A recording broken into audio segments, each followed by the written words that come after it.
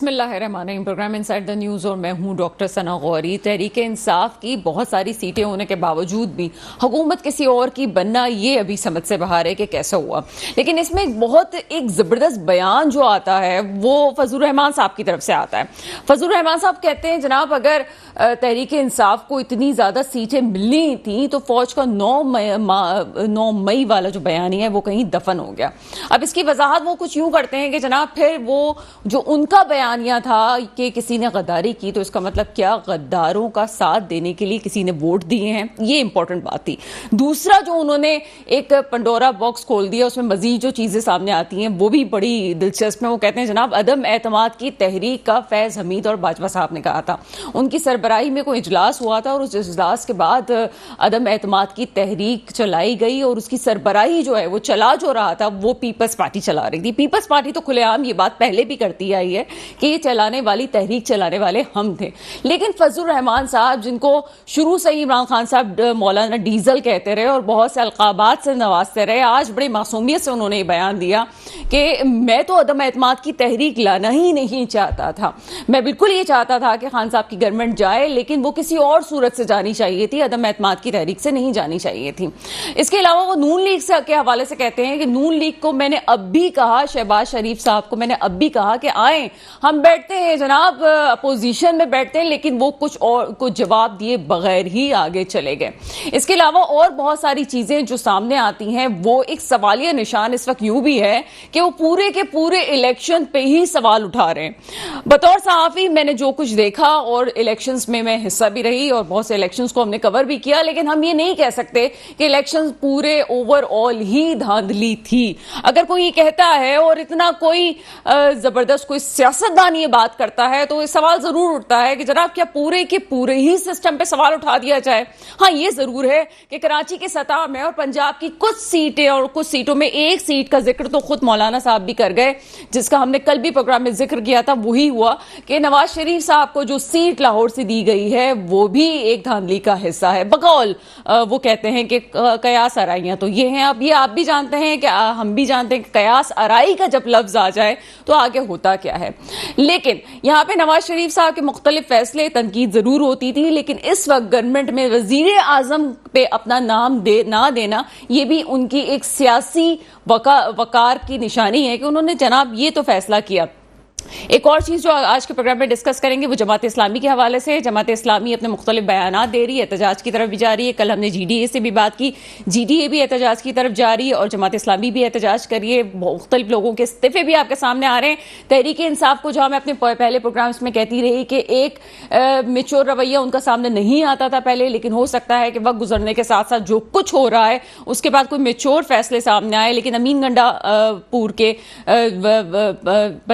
पेशावर में जो यहाँ पे आपके केपी में वजीर आला बनने के हवाले से जो उनका नाम सामने आया और उसके बाद जो दूसरा नाम वज़ार उज़्मा के लिए उमर अयूब साहब का नाम आया, इसमें भी लोगों की राय यह है कि अभी भी वो मेच्योर रवैया तहरीक इंसाफ की तरफ से नहीं आ रहा जो आना चाहिए था। तमाम मौज़ूआत पे बात करेंगे। मेरे साथ इस वक्त मौजूद हैं शेख मोहम्मद नदीम साहब, आप तज़कियाकार हैं सर, प्रोग्राम में आपको वेलकम करेंगे।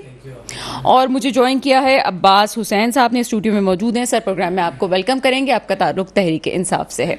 और मुझे कुछ देर में स्काइप पे ज्वाइन करेंगे कैसर शरीफ साहब, जमात इस्लामी से आपका ताल्लुक है। सबसे पहले आपकी तरफ चलते हैं शेख नदीम साहब। शेख नदीम साहब, सबसे पहले तो इंतखाबात पे सवालिया निशान उठाना कि सारे ही पूरा ही सिस्टम गलत था, क्या कमेंट करेंगे? देखिए, ये तो इस मुल्क की बदकिस्मती बन गई है कि जब भी यहाँ इलेक्शन होते हैं तो जो पार्टियाँ भी हार जाती हैं उनका यही वतीरा होता है। कुछ इलाकों से अगर वो जीत जाती हैं तो वहाँ वो कहते हैं कि फेयर इलेक्शन हुआ है। जिन इलाकों से वो हार जाते हैं उन इलाकों में वो कहते हैं कि यहाँ पे रिगिंग हुई है और धांधली हुई है। मैं नहीं समझता कि जिस तरह से आपने फरमाया कि बिल्कुल कुछ जगहों पर तो हो सकता है हुई हो, लेकिन ये जो पूरे सिस्टम और पूरे इलेक्शन के ऊपर सवाल उठा देना बिल्कुल गलत है। कराची में तो हम कह सकते हैं पूरे का पूरा खेल बिल्कुल था। कराची में कह सकते हैं, पूरे मुल्क में तो हम नहीं कह सकते। जी, मैं मुल्क के बहुत सारे इलाकों में हो सकता है, लेकिन कराची में भी जैसे आपने फरमाया कि बिल्कुल हो सकता है, लेकिन पूरे सिस्टम के ऊपर या पूरे इलेक्शन प्रोसेस के ऊपर उंगली उठा देना ऐसा नहीं है।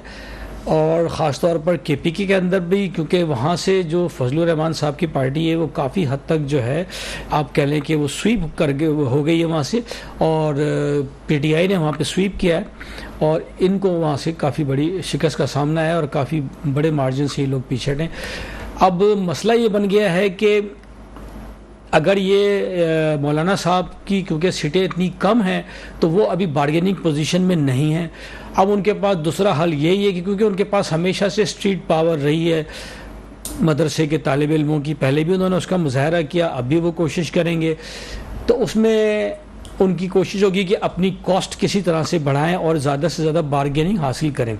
दो कि वो प्रिटेंड कर रहे हैं कि वो अपोजिशन में बैठेंगे लेकिन कभी वो बैठे नहीं। शेख नदीम साहब, आप क्योंकि बड़ा एक मुनसिफाना सा एक तज्जिया पेश करते हैं, क्या ये नताइज हमें पहले से नहीं पता थे? पीटीआई उस पोजीशन में नहीं थी कि बहुत बड़ी कामयाबी, इससे ज़्यादा कामयाबी, वो बल्ले का निशान चूंकि ले लिया गया था तो एक ऑब्वियस सी बात थी कि उनके साथ इतना तो होगा। लेकिन इसके साथ ही साथ केपी की जो सूरत हाल है और फजलुर रहमान साहब वहाँ से कितनी सीटें लेंगे ये भी हमें पता था, पंजाब में कौन आएगा ये भी हमें पता था, सिंध में कौन आएगा ये भी हमें पता था, बलूचिस्तान में इलेक्टेबल्स हैं ये भी अंदाजा था। ये तो वोटिंग होने से पहले ही हमें पता था कि ये सूरत हाल क्रिएट होनी है। बिल्कुल सही आपने फरमाया कि ये पिक्चर तो बहुत पहले से, मैं समझता हूँ कि 6 महीने पहले से या साल पहले से बिल्कुल इसी तरह थी। और अभी भी सबको पता था कि जनाब पंजाब में कौन आएगा, सिंध में कौन आएगा, केपीके में कौन आएगा। केपीके में थोड़ा सा था कि शायद जमात इस्लामी कुछ ले जाएगी, एएनपी कुछ पावर दिखाएगी, जेयूआई का होल्ड है, लेकिन पीटीआई का वहाँ पहले भी बहुत ज़्यादा मार्जिन से हमेशा जीत रही है, उनकी हुकूमत रही है, आपने देखा है कंटिन्यूसली। तो अभी भी यही पता था कि पीटीआई ही वहाँ से आएगी और ये सबको पता था। मौलाना साहब को भी इसका इदराक था। बलूचिस्तान में तो वैसे ही मिली जुली हुकूमत बनती है और इसका भी मौलाना साहब को इदराक था, लेकिन शायद वो जितनी सीटें एक्सपेक्ट कर रहे थे उससे मार्जिन थोड़ा सा उनका कम हो गया। तो अब वो कोशिश में है कि अपनी कॉस्ट को किसी तरह से बढ़ाएं और जिस तरह से हमेशा से वो मराहत लेते रहे हैं गवर्नमेंट से, वो उनको उस टर्म के ऊपर किसी तरह से ले आएं, उनको डरा करके जी हम जो है वो पूरे मुल्क को जाम कर देंगे और हम इसके ऊपर प्रोटेस्ट करेंगे। साथ साथ अब आप देखें कि पहली दफ़ा उन्होंने एस्टेब्लिशमेंट को टारगेट करना शुरू किया। मैं इस पे बात करती हूँ सर आपके, ये क्योंकि बड़ा इंपॉर्टेंट टॉपिक है, एस्टेब्लिशमेंट को इतना खुल के टारगेट करना कि जनाब हम भी बात करते हैं लेकिन मैं कभी भी इस बात को बहुत गलत समझती हूँ कि किसी सियासतदान पे आप बाकायदा तौर पे सियासतदान पे तनकीद करते हुए पूरे सिस्टम को लपेट के रख दें या किसी इस्टेब्लिशमेंट का, किसी इलीट का किसी इदारे से ताल्लुक हो तो पूरे इदारे को आप निशाना बना के रख दें, गलत है ये। मैं इस चीज़ के खिलाफ हूँ। आगे चलते हैं। अब्बास हसनैन साहब, तहरीक इंसाफ से आपका ताल्लुक है, काफ़ी जख्म लगे हुए हैं अब्बास हसनैन साहब। पहले तो बताइए कि आपका हल्का कौन सा था और आपके जो आपने वोटिंग में हिस्सा लिया, नॉमिनेशन पेपर आपके जमा हुए, तमाम प्रोसेस हुआ, क्या आपके रिजर्वेशन से? बिस्मिल्लाहिर्रहमानिर्रहीम। सबसे पहले तो डॉक्टर साहिबा आपका शुक्रिया, मेट्रो वन का शुक्रिया मौका देने के लिए। अच्छा देखिए, आपने इलेक्शंस की बात की और ख़ास तौर पे कराची के इलेक्शंस के ऊपर बात कर लेते हैं। मेरा हल्का जो है वो NA 247 नॉर्थ कराची और न्यू कराची पर मुश्तमिल है। मैंने यहाँ से इलेक्शन कंटेस्ट किया और जिस तरह आपने अपनी गुफ्तगू में भी जिक्र किया कि कराची के इलेक्शन जो हैं वो सबसे ज़्यादा मुतनाज़े हैं इस वक्त, इसके नताइज उसकी देखिए वजह है एक डेलिब्रेट अटेम्प्ट के थ्रू हमें पूरे कराची की नशिस्तों से महरूम किया गया। हम यहाँ पर तकरीबन 19 नशिस्तों पर लीड कर रहे थे और यकसर उसके नताइज को बदला गया और हमें तमाम सीट्स को हमें हराया गया और एक सियासी जमात को ये सीट्स तोहफे में दी गई। मैं इसकी मिसाल आपको दे देता हूँ। अपने हलके के कुछ फॉर्म 45 में अपने साथ लेके आया हूँ जी, प्लीज। ये मैं चाहूँगा इसको कैमरा मैन अगर दिखा दें तो मैं 1-2 सैंपल आपके साथ शेयर कर लेता हूँ। जैसे एक पोलिंग स्टेशन है falcon house grammar school, sector 11 है। इसमें तहरीक इंसाफ के जो वोट हैं वो 841 हैं और फॉर्म 47 में जिन साहब को जीता हुआ दिखाया गया उनके वोट हैं 87। सर नाम लीजिए। ख्वाजा इजारुल हसन। ठीक है। इसी तरह एक दूसरा पोलिंग स्टेशन है, उसके अंदर तहरीक इंसाफ के वोट हैं 792 और ख्वाजा साहब के वोट हैं 56। एक तीसरा पोलिंग स्टेशन है जिसके अंदर तहरीक इंसाफ के वोट हैं 602 और ख्वाजा साहब के वोट हैं 65। ये मेरे पास फॉर्म 45 रखे हुए हैं और सारे पूरे हलके के फॉर्म 45 हमारे पास महफूज हैं। हमने सबसे पहले सिंध हाई कोर्ट से रुजू किया, वहाँ से अनफॉर्चुनेटली हमें रिलीफ नहीं मिला। हमें ये डायरेक्शन दी गई चीफ जस्टिस साहब की तरफ से कि आप इलेक्शन कमीशन से रब्ता करें। कल हमने इलेक्शन कमीशन इस्लामाबाद से रब्ता किया और हमने पिटीशन अपनी फाइल कर दी है। कल इंशाल्लाह ताला उसकी हेयरिंग है। मैं आपके तवज्जुह से भी ये मुतालबा करूंगा चीफ इलेक्शन कमिश्नर साहब से कि प्लीज़ आप फैक्ट्स को चेक करें, आप हमारी बात ना सुने, आप ये ना देखें कि हम किस सियासी जमात से हैं और हमारा मुतालबा क्या है। आप फैक्ट्स पे चलें, जो आपके इशू किए हुए, आपके प्रिजाइडिंग ऑफिसर्स के इशू किए हुए फॉर्म 45 में, आप प्लीज़ उसके ऊपर रिजल्ट बनाएं। मेरा सवाल है आपके आरओ से, अपने हलके के आरओ से, उन्होंने जो फॉर्म 47 इशू किया है उसकी बुनियाद क्या है? इसके अंदर कुछ और फिगर्स हैं। मैं अपने हलके को 31,000 की लीड से जीता हूं, लेकिन फॉर्म 47 में मुझे हरा दिया गया। इसी तरह मैं मुतालबा करूंगा तमाम मुख्तदर हलकों से कि देखें ये जो रवैया अख्तियार किया जा रहा है ख़ास तौर पे कराची में, ये जमहूरियत के लिए कोई फ़ायदेमंद नहीं है। मतलब एक हैरत की बात है, ये तो बिल्कुल बच्चों वाला खेल लगता है। मुझे तो उस वक्त भी हंसी आ रही थी, मैं ट्रांसमिशन कर रही थी और मुझसे पूछा गया कि जनाब सबसे पहले प्रेस कॉन्फ्रेंस कर दी गई और सबसे पहले शादियाने बजाए गए, वो पटाखे हो रहे हैं, तो मुझसे कहा गया कि आप क्यों नहीं मान रही। मैंने कहा कि ये तो वही बात हो गई कि जब पहले वादे वफा नहीं हुए थे तो पहले ही आप ऐलान कर दें ताकि वो जिन्होंने वादे किए हैं वो कहीं मुकर ना जाएं कि जनाब आपके वादे। अभी आपके पास ना फॉर्म 47 आया है, ना फॉर्म 45 आया है, ना 47 आया है, ना 11-12 की कोई आपके पास चीजें। किस बुनियाद पे आपने प्रेस कॉन्फ्रेंस कर दी और किस बुनियाद पे आप लोग कहते हैं जनाब क्या आप जीत गए? अच्छा चलें, एक तरफ ये बात है, तहरीक इंसाफ की बात कर लेते हैं, जमात इस्लामी की बात कर लेते हैं, पीपल्स पार्टी की बात कर लेते हैं। पीपल्स पार्टी का भी स्टेक है कराची में, ऐसा नहीं कि नहीं है, हम देख चुके हैं। क्या आप समझते हैं इस वक्त जो हाफिज नईम की तरफ से रवैया आया उस पर आप क्या कमेंट करेंगे? देखें, हाफिज साहब का बहुत मुस्बत रवैया और जमात इस्लामी हमारे साथ ऑन बोर्ड है और हर इशू पे हम मुश्तरका हमारी सियासी जद्दोजहद है, ख़ासकर कराची में। और मैं तो देखें तहरीक इंसाफ के प्लेटफॉर्म से ये कहना चाहता हूँ कि जिसका जो मैंडेट है ना उसको वो दे दिया जाए। पीपल्स पार्टी जिन हलकों में जीती है उनको दे दिया जाए, जहाँ जमात इस्लामी जीती है उनको दे दिया जाए, लेकिन जहाँ पे हम ओरिजिनली जेन्युइनली हम जीतें, हमसे क्यों हमारी सीटें छीनी जा रही हैं? ये है सवाल हमारा असल में, जिसका जवाब किसी के पास नहीं है। लेकिन एक और बात भी तो हमने देखी है कि आप लोग उस तरह से कैंपेन नहीं चला सके थे, तो आप इस क्या समझते हैं? तो सिर्फ आपके हलके का मसला था और जाहिर सी बात है आप पीएस की बात कर रहे हैं ना, एनए की बात कर रहे हैं, ठीक है जनाब, आप पीएस लेवल पे ही बात कर लेते हैं। और जितने भी आपके कैंडिडेट थे, आप क्या समझते हैं किस हद तक आप लोगों के साथ गलत हुआ है? देखिए, हमें कैंपेन तो करनी नहीं दी गई। कराची में आपने देखा तमाम सियासी जमातें आज़ादी से कैंपेन कर रही थीं, उनके इलेक्शन ऑफिसेस खुल रहे थे, रैलीज निकल रही थीं, जलसे हो रहे थे, और हम एक गैर एलानिया पाबंदी का शिकार थे। हमारे साथ जो सलूक किया गया वो तो एक कलअदम जमात के साथ भी नहीं होता। अगर आप गौर से कराची शहर का तज्जिया करें तो आपको अंदाज़ा होगा कि इस शहर में कलअदम जमातें भी आज़ादी से अपने प्रोग्राम्स कर रही हैं, अपने इवेंट्स कर रही हैं, लेकिन तहरीक इंसाफ को ये नहीं करने दिया जा रहा। हमने जहाँ जहाँ ऑफिस खोलने की कोशिश की गई वहाँ पे नामालूम अफराद से हमला करवाया गया। जहाँ जहाँ हमने रैली निकालने की कोशिश की गई, पहले तो हमें परमिशन नहीं दी गई। मैंने खुद अपने हलके में रैली के लिए अप्लाई किया, मुझे इजाज़त नहीं दी गई। दफातर के चक्कर लगवाते रहे, आज कल, ऊपर से प्रेशर है, उसका प्रेशर है, कोई अफसर हमारे साथ ताउन करने को तैयार नहीं है। हमारे साथ जो सलूक है वो तो मैं आपको कह रहा हूँ एक कलअदम जमात के साथ भी पाकिस्तान में वो सलूक नहीं।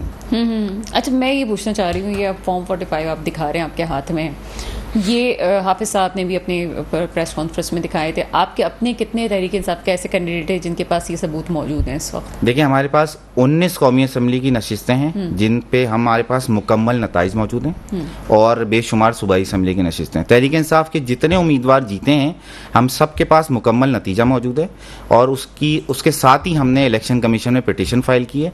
इसी बुनियाद पर हम कह रहे हैं कि आप फॉर्म 47 इशू कर दें और नतीजा दे दें लोगों को। जो भी जीता है फॉर्म 45 में आप उसको जीता हुआ दिखाएं, ना कि आप इस टेम्परिंग करें और बोगस रिजल्ट बनाएं। ठीक है, आगे चलते हैं। जनाब शेख मोहम्मद नदीम साहब, कराची की सूरत हाल वाकई बहुत ख़राब रही है।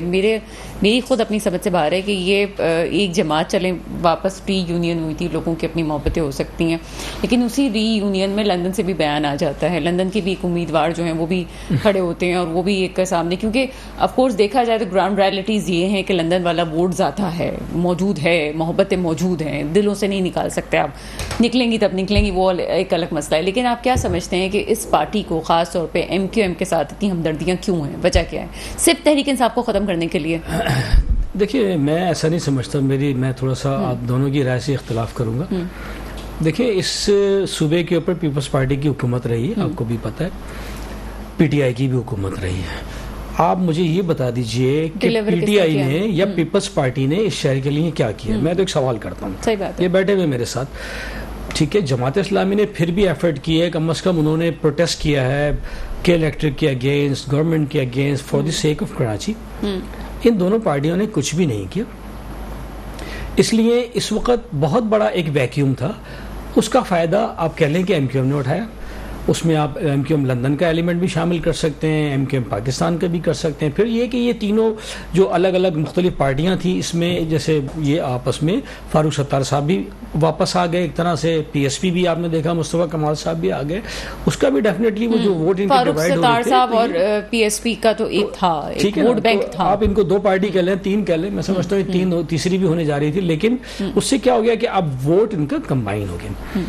देखें, पीटीआई ने बिल्कुल यहाँ पे एक अच्छा ग्राउंड बना लिया था, लेकिन जिस वक्त ये गवर्नमेंट तो बिल्कुल आंखों देखी है ना, अब जिसमें आप जिन हलकों में आप समझते थे कि हाफिज नईम साहब, ये जमात इस्लामी की बात मैं बात कर रही हूँ, जीत सकते थे, वहाँ नहीं जीते, हमें डिफरेंट पता था। और जिस तरह से आप डिफेंस वगैरह की बात कर लें, वहाँ पे जो तहरीक इंसाफ, मिर्ज़ा अख्तियार बेकी, आई एम सॉरी मुझे नाम लेना पड़ रहा है, लेकिन जाहिर सी बात है जब आप सीट जीते हैं तो बात तो करनी पड़ेगी। वहाँ पे भी वोट, एवरीबडी नो दैट कि तहरीक इंसाफ का वोट मौजूद था वहाँ। नहीं, पीटीआई का और जमात इस्लामी का मसला ये है कि जब तक ये यहाँ पर अपने गैर मकामी नुमाइंदे खड़े करते रहेंगे, ठीक है, वो कराची में पैदा हुए हैं, कराची से बिलोंग करते हैं, लेकिन उनका ताल्लुक अगर मानसहरा से है, उनका ताल्लुक अगर केपीके से है, वो एक छोटी कम्युनिटी को तो रिप्रेजेंट कर सकते हैं।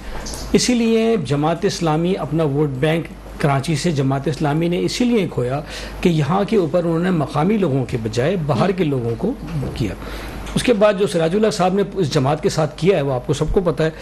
अभी शायद मैं समझता हूँ कि ये ब्लेसिंग इन डिस्गाइज है कि अभी वो इस्तीफा उन्होंने दे दिया, तो शायद जमात अच्छा, मुझे ये बताइएगा कैसर शरीफ साहब ने हमें कब ज्वाइन किया है कि नहीं ज्वाइन किया है, ताकि मैं जमात इस्लामी के भी चलें, कोशिश कर रहे हैं, चलें ठीक है, थोड़ी देर में ज्वाइन करें। जी सर। तो पीटीआई का भी यही मसला है कि पीटीआई ने भी यहाँ से गैर मकामी लोगों को खड़ा किया है, मेजॉरिटी, अब मेजॉरिटी की बात कर रहा हूँ मैं, जिसकी वजह से इनका vote bank automatically drastically reduce हुआ है। वो दूसरी तरफ एमक्यूएम ने इत्तेहाद किया है तीनों लोगों ने मिलकर, और उसकी वजह से उनका वोट बैंक यूनाइटेड हुआ है। बाकी धांधली की जहाँ तक है, हो सकता है हुई हो, कहीं भी ये हो सकती है, क्योंकि सिस्टम हमारा बहुत वीक है। जब तक हम ये इलेक्ट्रॉनिक वोटिंग मशीन की तरफ नहीं जाते, हमारा ये इलेक्टोरल सिस्टम हमेशा वीक रहेगा, इसके अंदर चांसेस हैं, लूप होल्स मौजूद हैं। तो ऐसा मैं नहीं समझता कि पीटीआई ने यहाँ से कोई स्वीप कर देना था, पहले भी नहीं किया था, उस वक्त तो ये सिलेक्टेड थे। पीटीआई का वोट बैंक में जो है वो नहीं था यहाँ पे इतना, इस दफा शायद सिंपैथी का वोट था, लेकिन वोट था जरूर। पहले आप ये नहीं कह सकते कि इतना वोट था, पहले भी 2018 में इस हकीकत से इनकार नहीं किया जा सकता शेख नदीम साहब के इनको भी वोट दिलवाए गए थे 2018 में, किसी की जीती हुई सीटें इनको मिली थी। बिल्कुल सिलेक्टेड, देखिए इनको इसीलिए सिलेक्टेड भी कहा गया, इवन मुत्तहिदा ने इनके साथ पार्टी की और उसकी बैसाखियों पर इन्होंने गवर्नमेंट भी बनाई पीटीआई ने।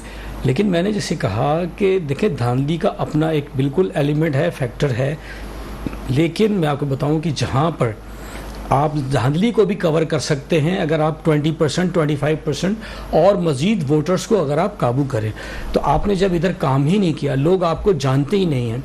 जैसे मेरे भाई बैठे हुए हैं, मैंने इनका नाम शायद अभी यहीं से मैं सुन रहा हूँ। मैं ठीक है सर, वो जो एक बयानिया किसी ने कहा था कि मैं खंबा भी खड़ा कर दूंगा तो उसको भी वोट मिल जाएंगे, ये तो सर ये बात मैं आपको बताती चलूं कि पंजाब में भी, सर ये बात मेरी कंप्लीट कर लें, इमेच्योर और मेच्योर वाली बात की। देखिए ये जो खंबे वंबे वाली बात, मैं ये क्वेश्चन इनसे करने वाली थी। वैसे इमेच्योर किस्म के लोग इस तरह की बात करते हैं। मैंने आपको पहले भी जवाब दिया था कि खंबा आप इंटीरियर सिंध में खड़ा करके दिखाएं ना, इमरान खान साहब खुद खड़े हो जाएं अगर वो जीत जाएं। लेकिन सर एक और चीज मैंने देखी है पंजाब में, स्पेशली जिस शख्स ने इलेक्शन कैंपेन में वो एक दिन बाहर नहीं निकला, जिसको उसके बराबर वाले घर वाले खुद नहीं जानते कि पड़ोस में कौन रहता है, वो भी कामयाब हुआ है। तो फिर वो पार्टी के टिकट पे ही कामयाब हुआ, पार्टी का टिकट तो खैर नहीं कह सकते, किसी के प्लेटफॉर्म से ही कामयाब हुआ ना, वो बिल्कुल हुआ है। ऐसी तो वो भी खान साहब के नाम पे हुआ, बिल्कुल खान साहब के नाम पे हुआ है। ऐसी बहुत सारी जगहों पे तो मिसालें हैं जहां इनका वोट बैंक मौजूद है। मैं बात कर रहा हूँ वहां पे कि जहां पर हाइब्रिड सिस्टम है कि 2-4 मुख्तलिफ कौमियतें हैं, हैं या उस तरह के लोग हैं,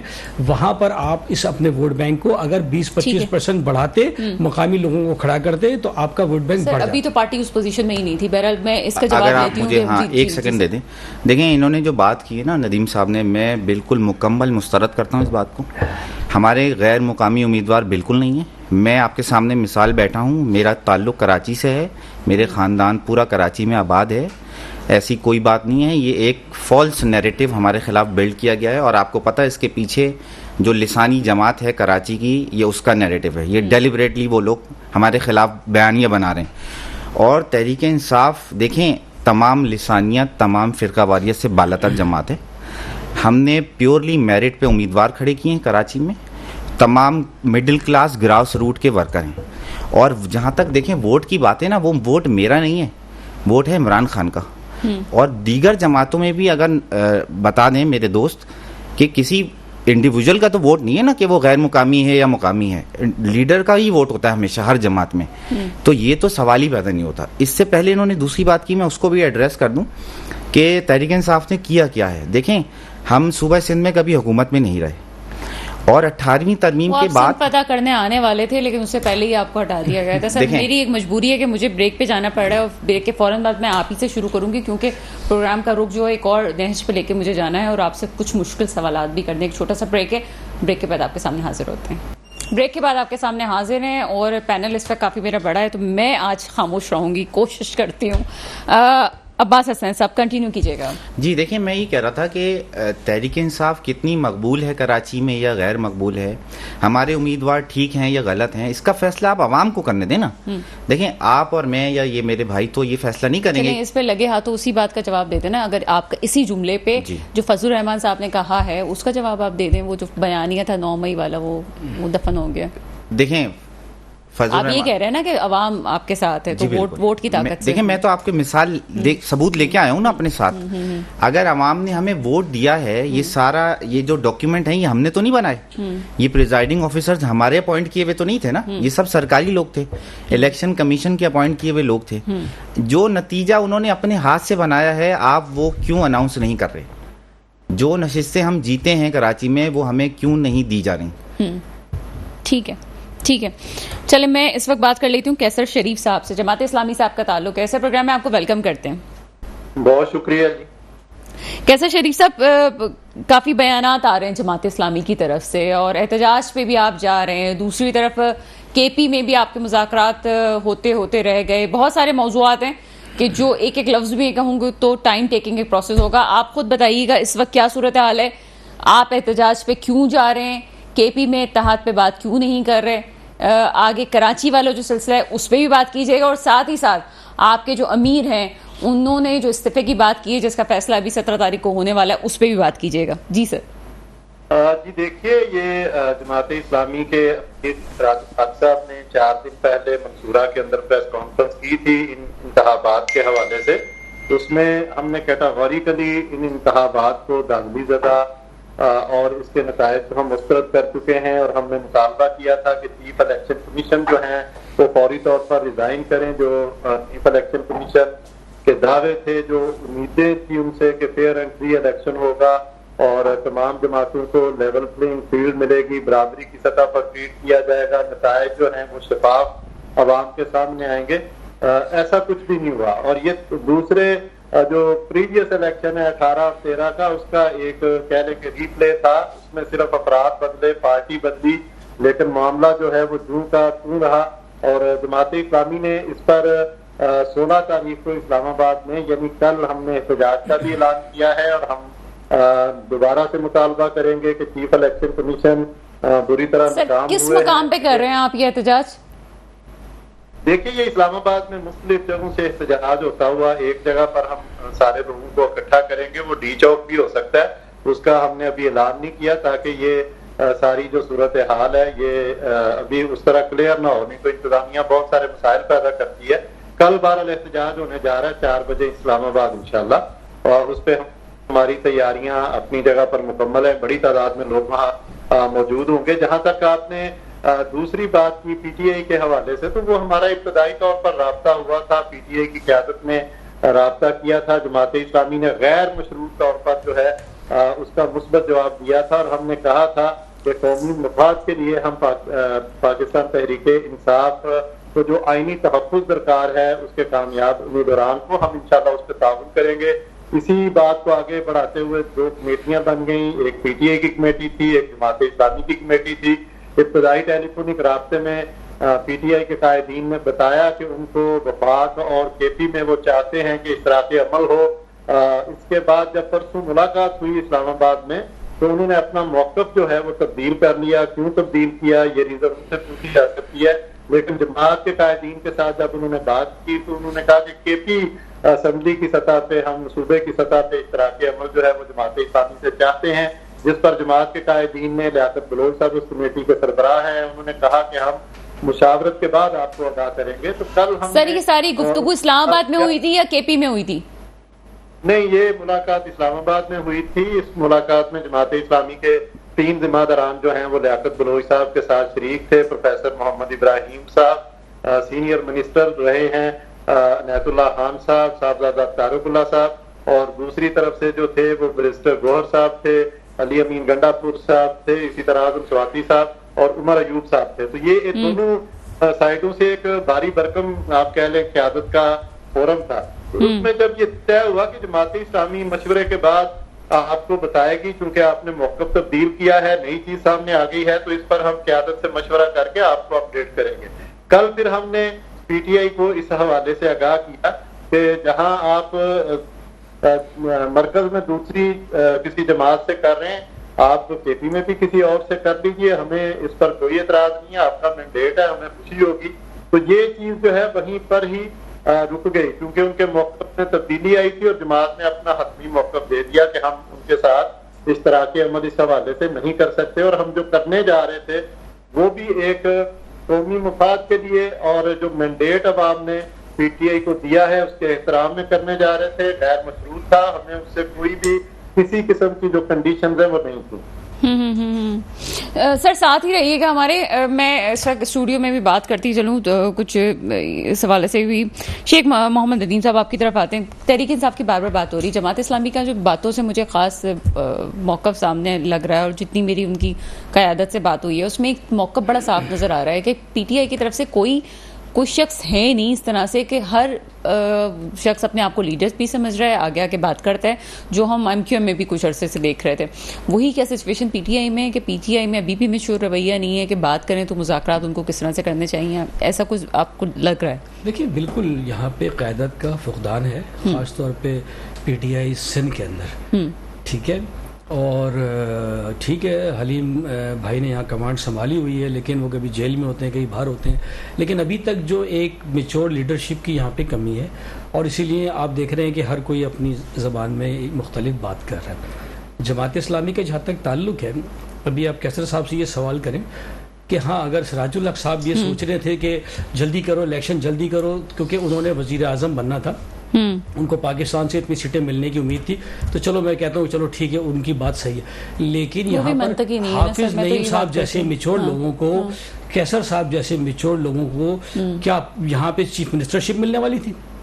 क्या यहाँ पे उनको 20 जो है सीटें मिलने वाली थी नेशनल असेंबली की? उन्हें खुद पता था कि क्या पोजीशन है, और इस पोजीशन के बाद जिस हाल में सिराजुल हक साहब जमात इस्लामी को ले आए हैं, ठीक है, ये तो शुक्र करें कि अभी उन्होंने इस्तीफा दे दिया, तो अब शायद कोई ये वही जमात आप इतनी मेरे पास ना वक्त थोड़ा सा कम हो रहा है मुझे, क्योंकि दूसरे गेस्ट की एक कोई गलती सिराजुल हक साहब की ऐसी आप दूसरी दफा आपने रिपीट किया है। साहब जैसे काजी हुसैन अहमद साहब थे, मियां तुफैल थे, इन्होंने पार्टी को चलाया, ये मौदूदी साहब की पार्टी है, ठीक है, हम बचपन में इस पार्टी के अंदर खुद इसमें हमने काम किया रहे हैं, इसलिए हमें दुख होता है कि एक खुदा खौफी वाले दीनदार लोगों की जमात जो करप्शन से पहले ही पागे, सबको पता है, उसको इतना पीछे ले गए कि सिवाय खाले जमा करने की, और इनके पास अब कुछ नहीं रहा। पूरे कराची में उनका वोट बैंक था, आज वो वोट बैंक खत्म हो गया। मेरे पास सर्टिफिकेट पड़े हैं जमात इस्लामी के अच्छे साथियों के, और हम इनके लिए खाले जमा करते हैं। मुझे मौदूदी साहब का जुमला कहीं याद आ रहा है, उन्होंने कहा कि मुझे लोगों की भीड़ नहीं चाहिए। इस वक्त लियाकत बलोच साहब जैसे जोशीले लोग जो वहां खड़े हों, और हाफिज नईम साहब, आप देखिए सिराजुल हक साहब अमीर थे, उससे ज्यादा हाफिज नईम साहब नजर आते थे आपको जमात इस्लामी के कैनवस के ऊपर। अब शुक्र अल्हम्दुलिल्लाह, अल्लाह करे कि ये लोग कोई सही बंदे को सिलेक्ट कर लें, ये ना हो सर अभी कि फैसला नहीं फिर हुआ, 17 किसी तारीख को जो है फैसला वो, होना है। जो दर्रा आदम खेल से किसी को सिलेक्ट कर लें जिसे ना कराची की डायनामिक्स का पता हो, ना किसी चीज का पता हो, और वो दर्रा आदम खेल से आकर अमीर बन जाए और वो कहे कि जल्दी करें इलेक्शन, जल्दी करें, मुझे तो सीट मिलने वाली है, हम लेंगे, हम ये करेंगे। आप मुझे बताइए किस चीज का प्रोटेस्ट करेंगे, कौन सी सीट का प्रोटेस्ट कर रहे हैं? हाँ, हाफिज नईम साहब की तो मैं मान सकता हूँ कि यार वो बंदा इस काबिल था, कराची में यंगस्टर ने दिया है वोट, ठीक है, उन्होंने डिलीवर किया। और किसने डिलीवर किया बताइए? आपने जो लोग खड़े किए उनमें से कौन किसको जानते हैं? चलें आगे चलते हैं, आपकी तरफ आते हैं अब्बास हसनैन साहब। जमात इस्लामी के हवाले से एक अच्छा मौकफ रहा आपकी पार्टी का, हमें मौकफ नजर भी आता था, लेकिन क्या क्यों इतना अभी नेगेटिव रवैया में सामने नजर आ रहा है? वो कहते हैं जनाब कोई बात करने वाला नहीं है। नहीं, देखिए, मेरा नहीं ख्याल कि ऐसा है। लीडरशिप मौजूद है, बैरिस्टर गौहर खान चीज़ों को लीड कर रहे हैं, मुज़ाकराती कमेटी भी बनी हुई, वो बात कर रही है। अब मुझे नहीं पता कैसर साहब जिस तरफ इशारा कर रहे हैं उसकी क्या वजूहात हैं, क्या बैकग्राउंड है, लेकिन मैं यहाँ ज़रूर तारीफ़ करूँगा जमात इस्लामी, कम से कम कराची की जो क़यादत है उन्होंने भरपूर अपना जो एक मैच्योर सियासी जो उनका किरदार था वो अदा किया है, और हम डेली की बुनियाद पे जमात इस्लामी के लोगों के साथ राब्ते में हैं। हमने बहुत सारे हलकों में फॉर्म 45 जो है ना उसका तबादला भी किया है, और मैं आपको ऑन एयर ये कह रहा हूँ कि कराची में कुछ नशिस्तें ऐसी भी हैं जो जमात इस्लामी जीती है। हम ना सिर्फ हमसे छीनी गई हैं सीटें, बल्कि जमात इस्लामी से भी छीनी गई हैं सीटें, स्पेशली इन सेंटर। जी बिल्कुल। और वही जो हमारे साथ इन्होंने जिस तरह हमारे मैंडेट पे डाका डाला गया, इसी तरह जमात के मैंडेट पे भी डाका डाला है यहाँ, और एक जमात को सारी नशिस्तें जमा करके एक तोहफे के तौर पे पेश की गई हैं। तो मैं समझता हूँ कि इस वक्त हमारा और जमात इस्लामी का कराची में कम से कम मुकदमा एक ही है। ठीक है जनाब, आगे चलते हैं। कैसर शरीफ साहब, आप मुझे सुन सकते हैं? थोड़ी लाइन में इशू था तो मैंने कहा मैं गेस्ट से बात कर लूँ। जी, मैं सुन रहा हूँ। मुझे ये बताइए, अभी तो ये हमारे पीटीआई के जिम्मेदार पर बात कर रहे थे, इनसे पहले जो बात कर रहे थे शेख मोहम्मद नदीम साहब हैं, तजिया खा रहे हैं सर। शेख मोहम्मद नदीम साहब से बड़े आगे मैं कुछ नहीं कह रही, जो आगे लगा हुआ था वो मैंने हजफ कर दिया सर, वो खुद समझ रहे मैंने क्या था वो। नहीं, हाँ, वो मेरा कहना है एड़ियां उठा उठा के अपने कद से बड़ी बात की है उन्होंने, मुनासिब नहीं है। अपना रवैया दुरुस्त करें, किस बंदे पर कौन बंदा बात कर रहा है ये मुनासिब नहीं सर। उनका मैं तारुफ नहीं अभी स्क्रीन पर बता सकती, लेकिन वो काफी पहुंचे हुए भी हैं, वो ऐसा नहीं कि वो सर मैं भी चाह रही थी आप इसका जवाब दें। मैं इस पर नेगेटिव बात नहीं कर रही, और मैं हमेशा कहती हूँ कोई भी किसी के लीडर पे बात करे तो बुरा लगता है। कि मुझे नहीं पता वो कहाँ पहुंचे हुए हैं, लेकिन अल्लाह ताला करे कि वो शऊर की हद पर पहुंचे और चीजों को समझने की कोशिश करें। जमात पर इस तरह का तबसरा उनका बनता नहीं, ये उनका मेन नहीं, ये उनको इजाजत भी नहीं है, ये अपनी राय का इजहार करेंगे। सर मैं इसीलिए आपसे कांटेक्ट, अगर आपने ये तबसरा करना है तो जमात के रुकन बने, फैसला साजी में आए और फैसले करें। सर मैं वो बीच में एक जुमला ऐड कर रही थी, मौदूदी साहब की किताब में लिखा हुआ है कि मुझे लोगों की भीड़ नहीं चाहिए, मुझे काम करने वाला फर्ज चाहिए। ठीक है, लेकिन इनसे कहिए कि बराए करम एड़ियां उठा के बंदा बड़ा नहीं हो जाता। आप अपने कद से बड़ी बात ना करें। आप ठीक है, चलें सर आप इसका जवाब दे देना, छोड़ें अब तो आपने शिकवा कर दिया। हाँ। किस चीज का जवाब मुझे आप सवाल करें, मैं जवाब देता हूँ। जी सर ये आपके एहतजाज पे स्पेशली बात करना चाह रही हूँ। 16 तारीख को आपने कहा कि एहतजाज आप करने जा रहे हैं, साथ साथ जीडीए का भी जामशोर और हैदराबाद के सेंटर में एहतजाज होने जा रहा है। क्या आप लोगों का मिलके ऐसा कोई है कि आपके जीडीए से भी राब्ते हों और आपने वहां पे भी इसीलिए किया हो कि जनाब 16 तारीख को ही सारे एहतजाज हो जाए, ऐसा कुछ है? देखिए, इसमें डॉक्टर साहिबा मैं ये कहना चाहता हूँ कि जमात इस्लामी ने सबसे पहले इस इलेक्शन को जो है उसके नताइज को मुस्तरद किया। हमारे पास बहुत सारा डाटा है, कराची में भी केपी का डाटा है, पंजाब की हमारी कुछ सीटें हैं जहां पर हमारे साथ जो सलूक किया गया है, अवाम में बड़ा गम और गुस्सा है, और ये इलेक्शन और हुकूमत बनने से पहले ही इस पर वो स्याह धब्बा लग गया है कि जो तारीख में कभी मिट नहीं सकेगा।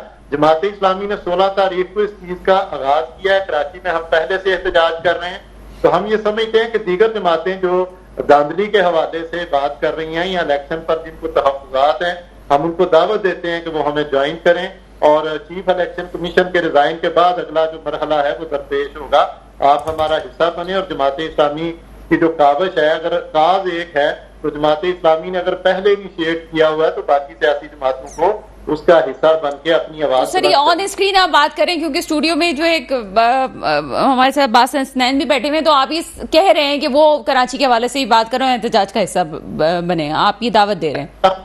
मैं इस्लामाबाद एहतजाज की कल की सबको दावत देता हूँ, उन लोगों को, उन पार्टियों को जिनको इलेक्शन पर तहफ्फुज़ात हैं और वो अलग अलग से गुफ्तगू कर रहे हैं, वो जमात इस्लामी के एहतजाज का हिस्सा बने। मैं उनको दावत देता हूँ। वो पीपल्स पार्टी के चेयरमैन जनाब बिलावल भुट्टो जरदारी साहब हूँ, उन्होंने भी तहफ्फुज़ात का इजहार किया, हमें हैरत भी हुई है। हम उनको भी दावत देते हैं और बाकी तमाम पार्टियों को इस हवाले से दावत देते हैं। सर अब आप जमात इस्लामी के अमीर के हवाले से एक सवाल का जवाब रह गया जो मैंने शुरू में किया था, क्या सिलसिला है सर?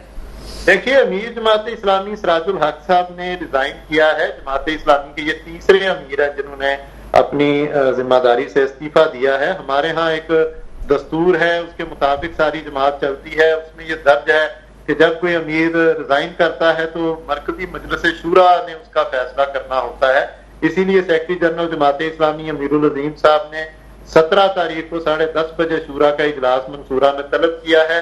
वो गौर खोज करके इसका फैसला करेंगे कि आया ये इस्तीफा मंजूर करना है या इसको मुस्तरद करना है। बाकी हमारी जमात इस्लामी एक जमहूरी जमात है और इसमें हर सतह पर इंतखाबात जो है वो रेगुलर होते हैं, यूसी की सतह पर हर अच्छा सर, एक सवाल का जवाब फिर आप ऑन स्क्रीन दे दें, क्योंकि ये बार बार मेरे प्रोग्राम में पूछा गया, कहा गया, तनकीद की गई जमात इस्लामी पे कि आप ये कहते हैं जमहूरी निज़ाम है आपकी पार्टी पे। हम भी सब जगह से सुनते ही आए हैं कि सबसे ज्यादा जमहूरी निज़ाम जो है जमात इस्लामी का है, लेकिन यहाँ पे गेस्ट आके और बहुत से सियासतदानों ने ये बात की कि आप तो सिर्फ वो शूरा के मेंबर्स को ही उठा के कहते हैं जनाब वोट दे दें, तो क्या ये शूरा के निज़ाम में ये ठीक है? समझने की कोशिश कीजिए, जो शूरा के मेंबर्स हैं वो अरकान ने ही इलेक्ट किए होते हैं, लेकिन वो अमीर का हतमी फैसला नहीं करते। वो सिर्फ रहनुमाई के लिए 3 नाम देते हैं, जिस तरह अभी सिराजुल हक साहब का, लियाकत बलोच साहब का और हाफिज नईमुर रहमान साहब का नाम आया है।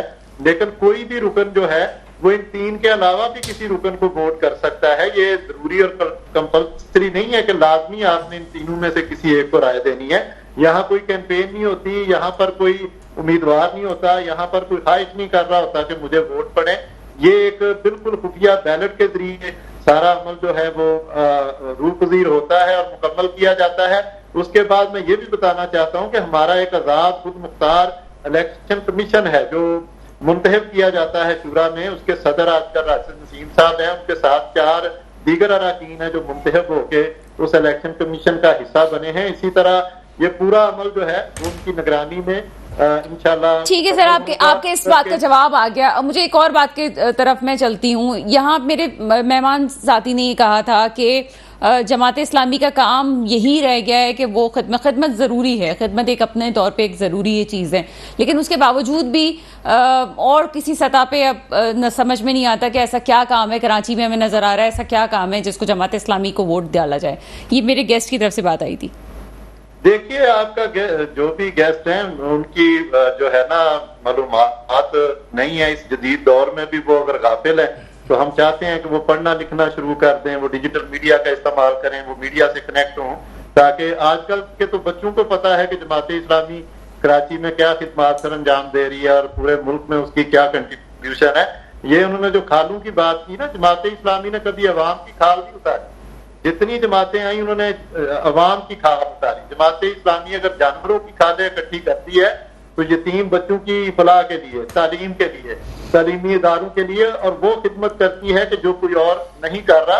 अगर हम हुकूमत में आते हैं, अल्लाह ताला हमें मौका देता है, तो इंशाल्लाह आप देखिएगा कि 3.25 करोड़ बच्चे जो हैं वो स्कूलों से बाहर नहीं रहेंगे। सेहत की सहूलत हर फर्द को मिलेगी। बुजुर्गों को जो है VIP प्रोटोकॉल दिया जाएगा अस्पतालों में और उनका इलाज जो है वो मुफ्त किया जाएगा। इमरजेंसी जो है वो मुफ्त इलाज होगा। बच्चों को सर मेरी दुआएं आपके साथ हैं, लेकिन चल एक इसी पे एक क्वेश्चन हम कर लेते हैं। ये वाला आपकी जो बातें हैं ये मैं ये समझती हूँ कि काफी सारी चीजें बिल्कुल ठीक है और आगे हम एक्सपेक्ट करते हैं कि ऐसा हो जाए, लेकिन ये कब होगा? अगर आप हुकूमत में आएंगे तो ये जो सिस्टम है ओवरऑल, ये आपको 5 साल चलता हुआ नजर आ रहा है या आपको ये लग रहा है कि जी IMF की किस्त मिलेगी और उसके बाद फिर सिस्टम पलटना है और मुश्किल से 2 साल की फिर एक कहानी चल रही है? देखिए, ये मुझे सिस्टम 5 साल ये जाहिर इंतखाब हुआ है, हम दोबारा इंतखाब का मुतालबा नहीं कर रहे, लेकिन ये वही लोग हैं जो बार बार आजमाए जा चुके हैं। कभी पीडीएम के नाम पे आजमाए गए, कभी पीपल्स पार्टी और नून लीग के नाम पर आजमाए गए। तो इनको ये दोबारा इकट्ठे मिलकर कोई नई चीज कर नहीं सकते। ये आप समझे कि इनकी सियासत में अवाम ने अपनी राय देकर इनको मुस्तरद किया, लेकिन धांधली के जरिए नतायज को बदल कर और बहुत सारी सपोर्ट, अनदेखी सपोर्ट लेकर ये आए तो जरूर है, लेकिन ये डिलीवर नहीं कर सकेंगे। हमारा ये यकीन है कि जो अवाम की हकीकी नुमाइंदा हुकूमत होगी वही डिलीवर करेगी, और वो नुमाइंदा हुकूमत इंशाअल्लाह जमात इस्लामी की होगी, और हम उसके लिए अवाम के पास जा रहे हैं और अवाम की खिदमत करके वोट लेंगे इंशाअल्लाह। चलिए सर, बहुत शुक्रिया। कैसर शरीफ साहब मेरे साथ मौजूद थे। अब्बास हसनैन साहब आपकी तरफ आ जाते हैं। अब्बास हसनैन साहब, इस वक्त तहरीक इंसाफ एक पावर के तौर पे सामने आई है, लेकिन आपके कैंडिडेट एज यूजुअल ये तो होना ही था कि यहाँ वहाँ भी जाते हुए नजर आते, जिसकी हमने कहा था कि होगा ऐसा, आप लोग को भी एक्सपेक्टेड था कि ऐसा होगा। लेकिन इस वक्त आप क्या समझते हैं कि अगर आप लोग थोड़ी सी लचक दिखा दें या पीपल्स पार्टी से जाके आप बात कर लें तो आप एक काया पलट भी सकती है, हुकूमत एक और आपकी भी वजूद में आ सकती है। लेकिन कहा जाता है कि आपकी तरफ से कोई लचकदार रवैया अब भी नहीं है सूरत में भी कि पाकिस्तानी पॉलिटिक्स को समझते हुए आप आगे निकल जाएं, क्या कहेंगे? नहीं, देखें, बिल्कुल ऐसा नहीं है। आपने देखा है कि हमने मुज़ाकरात का आगाज़ किया है। हमारी जो हम ख्याल जमाते हैं, हम उनसे मुज़ाकरात कर रहे हैं। जमात इस्लामी के साथ हम राब्ते में हैं, हम मजलिस वहदतुल मुस्लिमीन के साथ राब्ते में हैं। हम कोशिश कर रहे हैं कि एक अवामी नुमाइंदा हुकूमत कायम की जाए पाकिस्तान में। अगर इस आइनी जद्दोजहद के ज़रिए हमारी जो छीनी गई नशिस्तें हैं हमें वो वापस मिल जाती हैं तो हम क्लियर मेजॉरिटी में हैं, बल्कि हम 2/3 मेजॉरिटी में हैं पाकिस्तान में इस वक्त। तो हम इंशाअल्लाह ताला वफाक में और कम से कम 2 सूबों में अपनी हुकूमत इंशाअल्लाह कायम करेंगे। और मौलाना फजलुर रहमान की जमात का मैं नाम लेना भूल गया, हम उनके साथ भी मुज़ाकरात कर रहे हैं। जी, अभी है जी, मेरे ख्याल है अभी आपकी टीम वहाँ पे पहुंची हुई जी, अभी अगर मेरे पास अभी आखिरी इतलात नहीं आई है, पहुंची हुई अभी मुज़ाकरात का आगाज होने वाला है। हम कोशिश कर रहे हैं कि हमारे मौक़िफ़ पे जो हमारे साथ खड़ा हुआ है हम उसके साथ बात करें और उसको ऑन बोर्ड करें। ठीक है सर, एक और इम्पोर्टेंट सवाल जो मेरे दिल में आया था वो मैं आपसे पूछूं, मुझे नहीं पता आवाम की राय क्या। अली अमीन गंडापुर साहब, आपको लगता है कि इतनी कामयाबी आपको मिलने के बाद आपने उन लोगों का उनका नाम दिया और फिर उन पे केसेस भी हैं, चलें जनाब केसेस रफा दफा हो भी जाएं, तो आपको लगता है कि उनका रवैया ऐसा है कि एक सूबे के लिए आपने उनका नाम दिया है तहरीक इंसाफ ने? देखें, जहाँ तक केसेस की बात है ना, तो वो तो आपके इल्म में है कि केसेस यहाँ कैसे बनाए जाते हैं। ये सब सियासी केसेस होते हैं। उनका जाती रवैया, जाती हैसियत से पूछ रही हूँ। देखें, मैं नहीं उनकी जुबान को काफी तनकीद, मैंने खुद तनकीद का निशाना बनाया अपने प्रोग्राम्स में। मेरे ख्याल है रेयर केसेस हो जाते हैं, कभी ऊंच नीच हुई होगी, लेकिन अली अमीन गंडापुर साहब एक प्योर पॉलिटिकल वर्कर हैं, ग्रास रूट के वर्कर हैं। मैं तो समझता हूं कि ये हर सियासी वर्कर की बड़ी कामयाबी है कि अली अमीन गंडापुर जैसा आदमी इतने बड़े ओहदे के लिए नामजद हो गया है। और इससे दूसरी जो बड़ी बात यह है कि ये जमात का कंसेंसस है, हमारे कायद बानी चेयरमैन इमरान खान साहब की हिदायत है, तो हम इंशाअल्लाह ताला फॉलो करेंगे उसको और उनको वजीर आला बनाएंगे। ठीक है, मैं यही क्वेश्चन जो है लेके चलती हूँ शेख मोहम्मद नदीम साहब के साथ। शेख मोहम्मद नदीम साहब, चीज़ें बदलती हैं, लगता है कि जिस भट्टी में पीटीआई पक के बाहर निकलेगी तो मज़ीद चीज़ें बेहतर हमें सियासी फैसले होते हुए नज़र आएंगे। ये मैं अपने बहुत से प्रोग्राम्स में कहते आई हूँ, लेकिन इस वक्त जो फैसले मज़ीद सामने आ रहे हैं, आपको लगता है कि मेचोरिटी की तरफ जा रही है पीटीआई, या आप लगता है कि नहीं जनाब वही वाला रवैया है इस वक्त भी? असल में डिक्टेटरशिप है। अच्छा। और इमरान खान साहब की डिक्टेटरशिप है, अली जफ़र साहब जैसे लोग, अच्छे लोग मौजूद हैं, इवन बैरिस्टर गौहर जैसे मॉडरेट लोग मौजूद हैं इनके पास।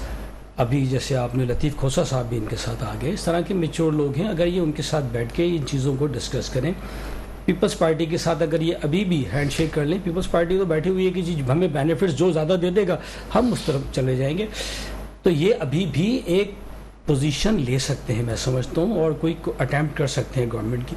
बाकी ये राग अलापना जिस तरह आप सुन रही हैं हर जगह फोरम पर पीटीआई वाले कि हम 2/3 मेजॉरिटी ले लिए, हम गवर्नमेंट बना लेंगे, आपको लगता है ये सच बोल रही है, झूठ बोल रही है? ऐसा है? बिल्कुल, अगर ऐसा है भी तो क्या ऑन ग्राउंड ऐसा हो जाएगा? It is not at all possible. जो ग्राउंड रियलिटीज़ हैं, चलो वो आपने आपका अपना जो मखलूत हुकूमत तो बननी है, चाहे वो पीटीआई बनाए चाहे वो नून लीग बनाए, बननी है ना। या तो ये कहते हैं कि जी इन्होंने पूरे पाकिस्तान में 2/3 तो किसी की भी नहीं है, लेवल दो जगह अभी इन्होंने खुद बोल दिया, 2 जगह पर तो ये आ गए। इनको रियलाइजेशन होनी चाहिए कि देखिए दिस इज द टाइम, हमारी पार्टी ने अभी एक पोजीशन ले ली है, अगर हम डिले करेंगे तो ये लोग जो डाई हार्ड हैं आप देखेंगे वो फिर सेल की तरफ चले जाएंगे। आप देखें 6 अभी तक जा चुके हैं, तो जैसे जैसे टाइम गुजरेगा वो कहेंगे यार हम इसीलिए सेलेक्ट होकर आए थे। ठीक है, हर कोई इतना एथिकल नहीं है, अभी भी ये चाहें और मेच्योर डिसीजंस लें। आप देखिए गंडापुर साहब जैसे लोगों को अभी वज़ीर आला ने इस तरह से नामजद करती है, तो मतलब फ्रॉम नो वेयर लोग आ रहे हैं और अचानक वो अनाउंस हो जाते हैं। बुज़दार साहब जैसा चीफ मिनिस्टर बन जाता है, सेम वही अभी तक लेगेसी चल रही है। इनको इस वक्त मेच्योर डिसीजंस की जरूरत है, मेच्योर लोगों की, और डर और खौफ से बालातर होकर कि जी कोई मेरी पार्टी को हाईजैक ना कर ले, कोई तगड़ा बंदा अगर मैं रख लूँ। अब ये अस्करी विंग की तरफ आप ले जाने की कोशिश है, KPK में वजीर आला को लाने का मकसद ही यही है कि जनाब कोई ऐसा बंदा हो। हमारी मेमोरी बहुत शॉर्ट है ना सर, वो बात कोई मेरे ख्याल भूला नहीं होगा, डंडों वाली बात भी, बोतलों वाली बात भी, एवरीबडी नो दैट। अब मैं कहूँ कि दम किया हुआ पानी निकला कहीं से, वो तो एक अलग मसला है। तो ये बहुत मैं समझता हूँ कि इतनी बड़ी जमात के साथ एक थोड़ी सी ज्यादती हो रही है कि इमरान खान साहब लोगों की बातें सुनकर फैसले नहीं कर रहे, अभी भी आइसोलेशन में फैसले कर रहे हैं। डिक्टेटरशिप इसलिए मैंने वर्ड यूज किया, जबकि इतनी दुनिया ने आपको वोट दिया है, आपको उनके मैंडेट, मोहब्बतें हैं लोगों की, ठीक है, मोहब्बत है, आपको उनका एहतराम करना चाहिए, आपको अपने डिफरेंसेस भुलाकर सबसे बात करनी चाहिए। इवन नून लीग भी तैयार है, वो कह रहे हैं कि वोटर तो है, वोटर ने वोट ने उसने अमीन गंडापुर को नहीं देखा, उन्होंने सिर्फ इमरान खान साहब को देखा, उन्होंने किसी को नहीं देखा। अब वोटर क्या करेगा? तो खुद इन्होंने ही कहा ना। तो अब वोटर के सामने जब आप इस तरह के लोग लाके बिठाएंगे, ठीक है, जो मतलब पॉइंट ऑफ नो वेयर से अचानक जो है ना ये नाजिल हो जाएंगे, तो आप बताइए कि इस पार्टी का आगे फ्यूचर मुस्तकबिल कैसे बनेगा? सर आखिरी सवाल मैं आपसे पूछूंगी, मुझे ये बताइएगा कि इस वक्त पीपल्स पार्टी को किस पोजीशन में देखते हैं, खासतौर पे बिलावल भुट्टो जरदारी साहब की सियासत के ऊपर क्या कमेंट करेंगे? देखिए इस वक्त सबसे बेस्ट पोजीशन पे अगर कोई है ना पार्टी, इस वक्त पीपल्स पार्टी है। दे आर ऑलरेडी अपॉर्चुनिस्ट, और इस वक्त उनकी लॉटरी लगी हुई है। इधर भी कोशिश कर रहे हैं वो, ठीक है, उन्होंने अपने डिफरेंसेस बुला दिए, वो कह रहे हैं ठीक है आप हमारे साथ हैंडशेक करते हैं, वी आर रेडी। उधर भी उन्होंने अपना पता फेंक दिया है, अपने कार्ड शो कर दिए कि भाई ये अपॉइंटमेंट्स है, सारी तमाम जितने भी कमेटीज़ के चेयरमैनशिप है और ये स्पीकर्स हैं और चेयरमैन सेनेट है और प्रेसिडेंट है, ये आप हमें दे दें, हम आपकी तरफ आ जाएंगे। तो उन्होंने तो बिल्कुल ओपन खेल रहे हैं कि हम किसी की तरफ भी जा सकते हैं, वी आर ओपन, ठीक है। अभी जब मसला सिर्फ ये कि उनको कोई ऐसी पार्टी इस वक्त दूसरी तरफ से नहीं मिल रही जिससे वो मजीद बात करके नून लीग को मजीद बार्गेनिंग पोजीशन में लाएं, तो नून लीग एक स्टैंड ले रही है, उनको ज़्यादा बेनिफिट नहीं देना चाह रही, तो इसलिए पीपल्स पार्टी इस वक्त सबसे अच्छा खेल रही है। और मैं समझता हूँ कि और जहाँ हमने काबीना की बात हम कर रहे हैं और किस वजारतों पे और नामों पे हम तनकीद कर रहे हैं, तो वो जो 25 रुकनी काबीना का ऐलान किया गया है वो भी हंसी आ रही है, उनके कैसे कैसे नाम जो है वो सामने आ रहे हैं जनाब। ये भी एक सोचने वाली बात है कि वो कैसे नाम नून लीग सामने ला रही है, ऐसे ही सिस्टम चल रहा है, बहरहाल आगे चलते हैं। अब्बास हसनैन साहब क्या कमेंट करेंगे इस वक्त अपनी पार्टी की पोजीशन के हवाले से, स्पेशली आप स्क्रीन पे हैं, तो जिन लोगों की आपसे अभी भी हमदर्दियां हासिल हैं वो थोड़े से आपका वोटर डिसार्ड भी हुआ हुआ है, लेकिन हम जाहिर सी बात है पाकिस्तान की बेहतरी पे बात करेंगे, आप भी बेहतरी की बात करेंगे, इंतशार ना हो, तो ओवरऑल क्या सिचुएशन देख रहे हैं आप? देखें, पहली बात इन्होंने की कि अली अमीन गंडापुर साहब पॉइंट ऑफ नो वेयर से आ गए, नहीं ऐसा बिल्कुल नहीं। बुज़दार साहब का और गंडापुर साहब का कोई कंपैरिजन नहीं है। ठीक है, मैंने अभी कहा आपको कि गंडापुर साहब जो हैं वो एक ग्रास रूट के वर्कर हैं, वो एक प्रोसेस के थ्रू यहाँ तक आए हैं, ठीक है, तो ये कोई कंपैरिजन बनता ही नहीं है। सही है। दूसरी बात ये देखें, अवाम ने मैंडेट दिया है इमरान खान साहब को, उनके ऊपर एतमाद किया है। अब ये आगे के फैसले उन्होंने करने हैं कि कहाँ पे किसने सीएम बनना है, किसने पीएम बनना है, किसने एडवाइजर लगना है, ये फैसले उनके हैं। अवाम उनके ऊपर एतमाद करती है और उसका नतीजा आपने देख लिया 8 फरवरी को कि लोगों ने किस तरह अपने एतमाद का इजहार किया। अच्छा, दूसरी बात जो आपने की है, देखें हम अपने जो सियासी अमल है उसमें हम आगे जा रहे हैं। हमारे मैच्योरिटी की बात अभी इन्होंने की थी। देखें, मौलाना फजलुर रहमान से इख्तलाफात हमारे जो हैं वो दुनिया के सामने है ना, लेकिन हम अब उनसे बात कर रहे हैं। तो अगर आप अब भी अप्रिशिएट ना करें और आप यही कहें कि आप मैच्योर नहीं हुए हैं, तो फिर आप पहले भी खुश नहीं थे, आप अब भी खुश नहीं है, तो आप किस तरह खुश होंगे? पावर लेना चाह रहे हैं, ठीक है ना। देखें आपको ये अप्रिशिएट करना पड़ेगा कि हम अपने मुखालफिन से बात कर रहे हैं। पहले आप ये तनकीद करते थे कि आप किसी से बात नहीं करते, आप डिक्टेटर हैं और आप वन मैन हैं। अब तो हम बात कर रहे हैं, तो एटलीस्ट अब तो अप्रिशिएट करें।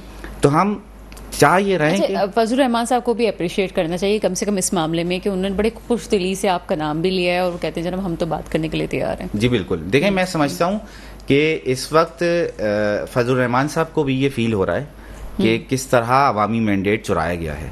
सर आप अभी भी कहते हैं चुराया गया है? जी बिल्कुल, कराची में तो मैं कह रही हूँ, देखिए मैं सबूत लेके बैठा हूँ ना आपके पास, हमारी नशिस्तें किस तरह चुराई गई हैं। और अगर किसी को शक है तो वो फॉरेंसिक टेस्ट कराएं, चीजों को एनालाइज करें। हाँ, ये फॉर्म्स हमने घर में नहीं बनाए, इलेक्शन कमीशन ने इशू किए हैं और वो खुद ही इससे जो है ना वो बैक हो गए।